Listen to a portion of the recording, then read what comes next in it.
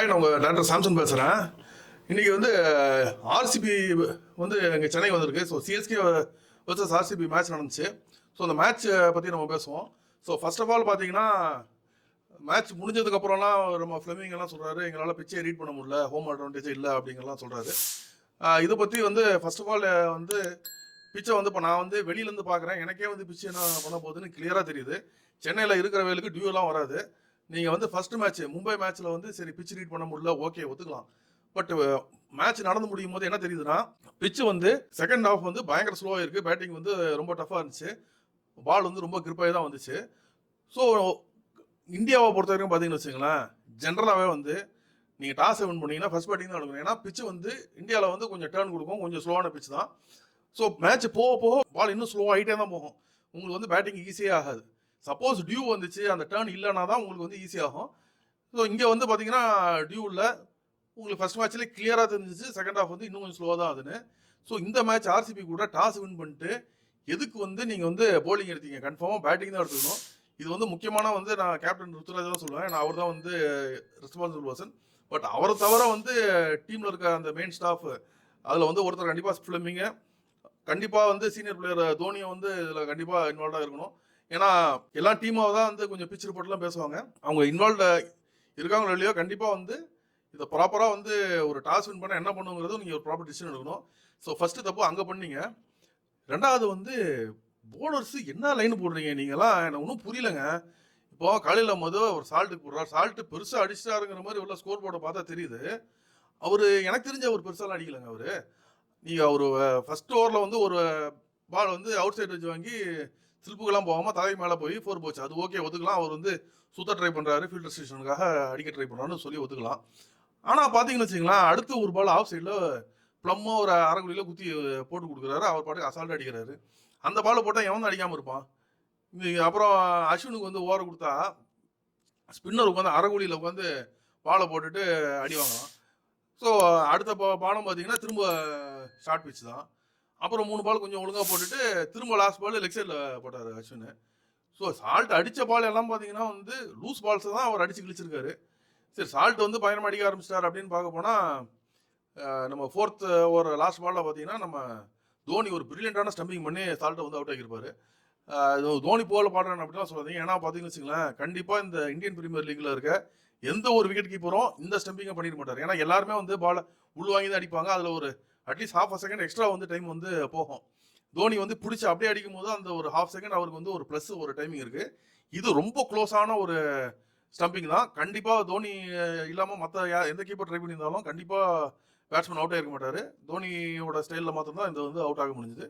அதுக்கப்புறமும் பார்த்தீங்கன்னா போலிங் சரியில்லை. அதுக்கப்புறம் ஃபீல்டிங் என்னங்க, இது ரொம்ப கேவலமான ஃபீல்டிங்கு.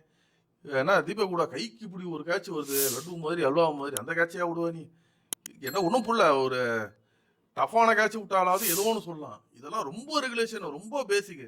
நீங்கள் கல்லி கிரிக்கெட் பையனையே நீங்கள் இந்த கேட்செல்லாம் கொடுத்தீங்கன்னா அவன் 100 தடவை போட்டால் 100 தடவை பிடிச்சிருவான்.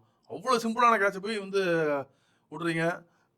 ஒரு கேட்ச் மாத்திரம் தொடர்ந்து 3 கேட்ச், படிடாருக்கு வந்து 2 கேட்ச், அப்புறம் இன்னொரு கேட்சும் விட்டு அப்படிலாம் விட்டா படிடார் வந்து 14 சம்திங் இருக்கும்போது 14 17 சம்திங் ஃபர்ஸ்ட் கேட்ச் ட்ராப்பு. அவர் இப்போ 50 ரன் அடிக்கிறாரு. ஸோ அந்த ரன் எல்லாமே வந்து நம்ம டீமுக்கு அகேன்ஸ்டாக எக்ஸ்ட்ரா வந்த ரன் தானே. இது போலிங்கு இன்னும் பேசணும்னா, ஜடேஜா ஆக்சுவலாக பார்த்தீங்கன்னா லைனிலேருந்து கரெக்டாக தான் போட்டார். இந்த கேட்சை பிடிச்சிருந்தா அவரோட ஃபிகர்ஸ் கொஞ்சம் பார்க்க நல்லா இருந்திருக்கும். ஒரு விக்கெட் விழுந்துச்சுன்னா அடுத்த பேட்ஸ்மேன் வரும்போது இன்னும் கொஞ்சம் ப்ரெஷர் ஏறி இருக்கும், இவருக்கும் கான்ஃபிடன்ஸ் இருக்கும், நல்லா போட்டிருப்பாரு. இதை தாண்டி பார்த்தீங்கன்னா கலீல் அஹ்மதோட லைனிலேருந்து சரியில்லை. முக்கியமாக பத்திரானாவோட லைனிலேருந்து ரொம்ப கேவலமாக இருக்குது. அவர் மொத்தம் 4 ஓவர் போட்டார். அவர் ஃபார்ம் போயிட்டு இல்லை அவர் லைன்லேருந்து போட தெரியலன்னு தெரியாது. ஃபைனல் ஓவர் அவர் லைன்லேருந்து எவ்வளோ சூப்பராக போட்டார். அவங்களால அடிக்கவே முடியல. அதே மாதிரி போட வேண்டியது தானே மற்ற ஓவர்ஸை. ஸ்டார்டிங்கில் போட்ட ஓவரை விட்டுருங்க, டுவர்ட்ஸ் எண்ட் ஆஃப் த மேட்ச்சில் யாக்கர்லேயே போட வேண்டியது தானே. அவர் அது போட்டால் தான் பேட்ஸ்மேன் தான் அடிக்க முடியாமல் திணறாங்களே. அவர் உட்காந்து அல்வா மாதிரி போட்டு கொடுத்துட்ருக்காரு. கண்டிப்பாக பார்த்தீங்கன்னா ஆர்சிபியோட பேட்டிங் நேற்று அவங்க ஆடின ஒரு ஸ்டைலு சிச்சுவேஷனுக்கு பார்த்தீங்கன்னா கண்டிப்பாக ஒரு 150 160 ரன் தான் அடிச்சிருக்கணும். எக்ஸ்ட்ரா அவங்க அடித்த 30 40 ரன் வந்து 100% சிஎஸ்கேவோட போலிங் மிஸ்டேக்கு, ஃபீல்டிங் மிஸ்டேக்கு, அவ்வளோதான். ஆக்சுவலாக நீங்கள் ஃபீல்டிங் இன்னும் கொஞ்சம் பெட்டராக பண்ணியிருந்தீங்க, போலிங் பெட்டராக பண்ணியிருந்தீங்கன்னா அவங்கள 140 அந்த ரேஞ்சில் கூட அவங்கள ஸ்டாப் பண்ணிடலாம். அந்த அளவுக்கு ஒரு இது இருந்துச்சு. எக்ஸிக்யூஷன் சுத்தமாக சரியில்லை. பெங்களூர் எதுக்கு வந்து நேற்று ஸ்கோர் அடிக்க முடியாதுன்னா, விராட் கோலி வந்து நேற்று என்னமோ தெரியல ஒரு டோட்டலி அவுட் ஆஃப் ஃபார்ம்ல இருந்தார். அவர் மாத்திரம் ஃபார்ம்ல இருந்திருந்தாங்கன்னா கண்டிப்பாக 220 அடிச்சிருப்பாங்க. ஏன்னா அவர் அடிக்காமையே வந்து 196 அடிச்சிட்டாங்கன்னா பார்த்துங்க. அப்புறம் பேட்டிங்லேயும் என்னங்க அது சொதப்பல. நம்ம சிஎஸ்கேவை பொறுத்த வரைக்கும் நம்ம டீமில் இருக்கிறது பார்த்தீங்கன்னா 2 பேட்ஸ்மேன் தான். ஒன்று வந்து ரச்சின் ரவீந்திரா, இன்னொன்று வந்து ருத்துராஜ் கைக்வாடு. இவங்க 2 பேர் தான் வந்து கொஞ்சம் பொறுப்பாக ஆடி டோட்டல் டீமை வந்து சேஸ் பண்ணக்கூடிய டார்கெட்டோ இல்லை செட் பண்ணக்கூடிய டார்கெட்டுக்கு நோக்கி கொண்டு போகக்கூடிய பிளேயர்ஸ் இவங்க 2 பேர் தான். ஸோ இவங்க வந்து சுற்றி ஆட போயெல்லாம் அவுட் ஆகக்கூடாது. ரச்சின் ரவீந்திரா அவர் டீசெண்டாக பால மினிட்ல தான் ஆடிட்டு இருந்தார் நேற்று. இவர் திருப்பாத்தி வந்து அவரை நான் தப்பே சொல்ல மாட்டேன். அடிச்சு ஆடுறதுக்கு தான் அவரை வந்து ஓப்பனிங் இறக்கி விட்டுருக்கீங்க. அவர் அடிக்க போனார், அவர் ஒரு 4 அடிச்சாரு, அதுக்கப்புறம் அவுட் ஆயிட்டாரு. அது ஓகே, அவர் வந்து கொடுத்த ரோல தான் ட்ரை பண்ணியிருக்காரு. அந்த சைட்லாம் எனக்கு ஒரு பிரச்சனையும் கிடையாது. ருத்துராஜ் கைக்கோட செகண்ட் ஓவர் வந்துட்டு எதுக்கு அப்படி ஒரு ஷார்ட் 6 அடிக்க ட்ரை பண்ணும்? ஏன்னா நீங்கள் வந்து இம்பார்ட்டன்ட் பேட்ஸ்மேன் ருத்துராஜ் கைக்வாட் நின்னாதான் வந்து ஸ்டூடெண்ட்லாம் சேஸ் பண்ணணும்னா ருத்துராஜ் கைக்வாட் நின்னே ஆகணும். நீங்கள் அந்த ஒரு பிரில்லியண்டான பாலை போட்டு அவுட் ஆகியிருந்தா பிரச்சனை கிடையாது, நம்மளுக்கு தெரியும். ஓகே, அவன் பிரில்லியண்டான பாலை போட்டான், அவுட் ஆயிடுச்சு. இது ஜஸ்ட் ஒரு பவுன்சர் போட்டிருக்கான், அந்த பவுன்சரை சும்மா விட்டுருக்கலாம். அதை போய் அடிக்க போய் அஃப்கோர்ஸ் ரன்னு கம்மியாக தான் வந்துட்டு இருந்தது. பட் அதுக்குன்னு இம்பார்ட்டன்ட் விக்கெட்டை விட முடியாதுல்ல. இப்போ உங்களுக்கு அது அந்த இடத்துல ரன்னு வேணும்னா வேற யாரும் அதை இறக்கி விட்டுருக்கலாம். 1 டவுனில் பின்னாடி கூட வந்து ஆடிருக்கலாம். ஸோ அது வந்து ஒரு மிகப்பெரிய தப்பு. அப்புறம் தீபக் கூடார் என்னங்க, அவரை பார்த்தா கேதர் ஜாதவ் 2.0 மாதிரி இருக்காரு. வந்து பேட்டிங்க்கு ஒரு கான்ஃபிடன்ஸும் இல்லை. அவர்லாம் பார்த்தீங்கன்னா நம்ம ஏதோ வெளில ஸ்ட்ரீட்டில் விளையாட்டு இருக்க அளவு விட்டு ஆட சொன்னால் திடீர்னு வந்து ஐயோ என்ன இவ்வளோ பெரிய போலர்ஸ் எல்லாம் போடுறாங்கன்னு பயந்து ஆடுற மாதிரி இருக்குது. ஏன்னா ஒரு கான்ஃபிடென்ட்டாக ஆடி அவுட் ஆடுறாருன்னா வேறு விஷயம்.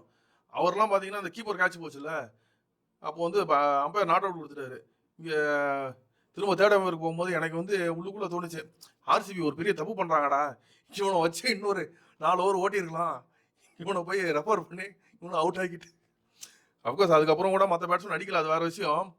அந்த அளவுக்கு நம்ம பிளேயர் மேலே நம்மளுக்கு தோணுது, என்னடா இவ்வளோ வந்து ஒரு கான்ஃபிடன்ஸ் இல்லாமல் ஒரு பிளேயர் ஆடிட்டு இருக்கானேன்னு சொல்லிட்டு ரொம்ப வருத்தமாக இருக்குது. தயவுசெய்து அவர் வந்து நெட்ஸில் வந்து ஒரு கான்ஃபிடன்ஸ் வர வரைக்கும் தயவுசெய்து ஊடாக்கு வந்து பிளேயிங் லெவலில் சான்ஸ் கொடுக்காதீங்க, அவ்வளோதான் சொல்லுவேன் நான். அதுக்கப்புறம் கூட பார்த்தீங்கன்னா உங்களுக்கு வந்து நம்ம பேட்ஸ்மேனை வந்து நான் பெருசாக குறை சொல்ல விரும்பல. பிச்சு அவ்வளோ டஃப்பாக இருந்துச்சு ஆடுறதுக்கு. ஏன்னா தூபையெல்லாம் ஆடும் போதெல்லாம் பார்த்தீங்கன்னா தூபை அவர் முடிஞ்சளவு அடித்தார், பட் அவுட் ஆகிட்டார். பிச்சு கொஞ்சம் உண்மையிலே டஃப்பாக இருந்துச்சு. ஸோ இது வந்து நம்மளோட இந்த ஒரு டாக்டிக்கல் ஏரோ தான். நம்ம வந்து ஃபர்ஸ்ட் பேட்டிங் எடுத்திருந்தோம்னா நம்மளுக்கு ஃபார் பெட்டராக இருந்திருக்கும்.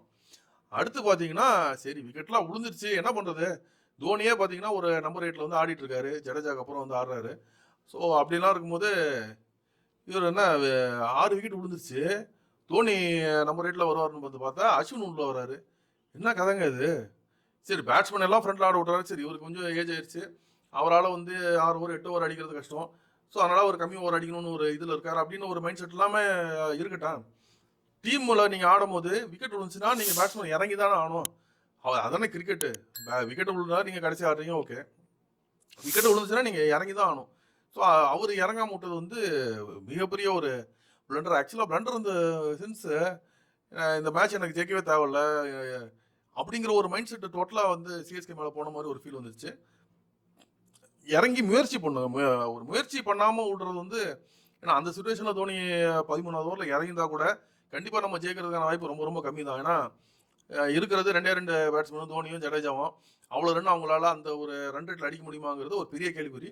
பட் இருந்தாலும் ஒரு முயற்சி அவங்க பண்ணிடலாம். ஏன்னா விக்கெட் வர ஸ்லோவாக இருக்குது. அங்கே இவர் அஸ்வினை உள்ள அந்த டைமில் இறக்கி விட்டது வந்து மிகப்பெரிய ஒரு என்ன சொல்கிறது, நீங்கள் கிரிக்கெட் ஆடுறீங்களா இல்லை என்ன பண்ணுறீங்கன்னு ஒன்றும் புரியல. நீங்கள் ஜஸ்ட் என்டர்டெயின்மெண்ட் பண்ணுறீங்களா, என்டர்டெயின்மெண்ட் ஷோவா, இல்லை மூவியா, சர்க்காஸா, என்னது இது? நீங்கள் வந்து கிரிக்கெட்னா கிரிக்கெட்டை மேட்சாக பண்ணுங்கள். அப்புறம் அவர் தோனி வந்து 6 ஓவரில் வராரு. இப்போ அவர் பார்த்தீங்கன்னு வச்சுங்களேன், கடைசி 2 ஓவரில் வந்து 2 6 2 4 அடிச்சுட்டு 16 பாலுக்கு 30 ரன் மாதிரி அடிச்சிட்டாரு. ஸோ அவருக்கு அடிக்க முடியுதுங்கிறது ஓரளவுக்கு இருக்குன்னு வச்சுக்கோங்களேன். பட் அதை வந்து ஒரு மேட்சுக்கு ரிலவெண்ட்டாக கொண்டு வரணும். அஃப்கோர்ஸ் தோனி நேற்று ஆடலன்னு வச்சுக்கலாம், கண்டிப்பாக நம்ம வந்து ஒரு 65 ரன்லேருந்து 70 ரன் வழியாக தோற்றுருப்போம். அவரோட கேமியோனால நம்ம வந்து கொஞ்சம் அதை வந்து குறைச்சி 50 ரன்னில் தோற்றோம். இன்னொன்று ருத்துராஜ் வந்து பேசுனதும் சுத்தமாக சரியில்லை. இது வந்து தோல்விகள் அப்பப்போ நடக்கும், அது நாங்களும் ஒத்துக்கிறோம், அப்பப்போ நடக்கும்னு சொல்லிட்டு. நல்ல வேலை நாங்கள் வந்து பெரிய மார்ஜினில் தோக்கலை, 50 ரன் மார்ஜினும் தோத்தோம் அப்படிங்கிறாரு. 50 ரன் மார்ஜின் என்ன சாதாரண மார்ஜினா? எவ்வளோ பெரிய மார்ஜின். ஆப்போசிட் அடித்ததுக்கு வந்து நீங்கள் கால்வாசி 2 கம்மியாக அடிச்சிருக்கீங்க, அவளோட முக்கால்வாசி தான் நீங்கள் அடிச்சிருக்கீங்க. அது எவ்வளோ பெரிய ஒரு கேப் உங்களுக்கு.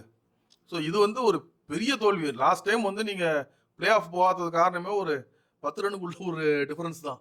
ஸோ இது வந்து சாதாரண ஒரு தோல்வி கிடையாது. உண்மையிலேயே இந்த தோல்வியை வந்து ஏற்றுக்கிட்டு நீங்கள் நெக்ஸ்ட் ப்ராப்பராக வந்து உங்கள் டாக்டிக்ஸ் எல்லாமே நீங்கள் மாற்றிக்கணும். அதே மாதிரி ஃபீல்டிங் ப்ராக்டிஸ் நிறைய பண்ணுங்கள். ஃபீல்டிங்லலாம் இந்த மாதிரி கோட்டை விட்டு இம்பார்ட்டன்ட் கேச்சஸ் எல்லாம் விட்டிங்கன்னா ஆப்போனண்ட்டில் ஆடுற எல்லா ஆப்போனண்ட்டில் நம்ம டீமும் சரி ஆப்போனண்ட் டீமும் சரி எல்லா டீமில் இருக்கிறது தாறுமாறான பேட்ஸ்மேனுங்க. ஏதாவது ஒரு சான்ஸ் கொடுப்போம், அந்த சான்ஸை விட்டோன்னு வச்சுங்க கிளின்னு கிழிச்சிருவானுங்க. நேற்று பட்டிடாரை வந்து 50 வந்து ஒரு கம்மி பால் அடித்ததுக்கு முக்கியமான காரணம் வந்து அவரோட கேச்சஸை விட்டது தான். ஸோ அதில் நீங்கள் கான்சன்ட்ரேட் பண்ணி பண்ணுங்க. இன்னொன்று எனக்கு என்ன ஒரு இது தோணுதுன்னா, சிஎஸ்கேவோட அந்த ஃபேன்ஸே நிறைய பேர் வந்து தோனி கடைசியில் 6-4 அடிச்சிட்டாருன்னு சப்போர்ட் பண்ணுறாங்க. அஃப்கோர்ஸ் எனக்கு தோனி 6-4 அடிக்கிறது பார்க்க பிடிக்கும்.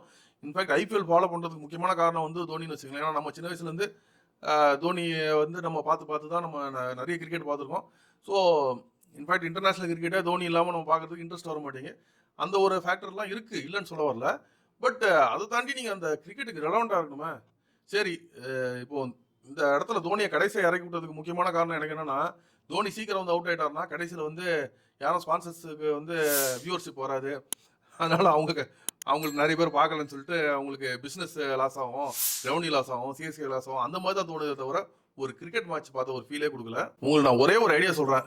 சப்போஸ் இந்த ஐபிஎல்ல வந்து ஏகப்பட்ட ரூல்ஸ் கொண்டு வந்துட்டீங்க. இம்பாக்ட் பிளேயர் ரூல் கொண்டு வரீங்க, அதுக்கப்புறம் ஸ்ட்ராட்டஜிக் டைம் அவுட் ரூல் கொண்டு வரீங்க. ஸோ ஏகப்பட்ட ரூல் நீங்கள் இஷ்டப்படி கொண்டு வந்துக்கிறீங்கன்னு வச்சுங்களேன், அது எல்லாமே ஓகே தான். ஸோ அதே மாதிரி புதுசாக ஒரு ரூல் கொண்டாங்க.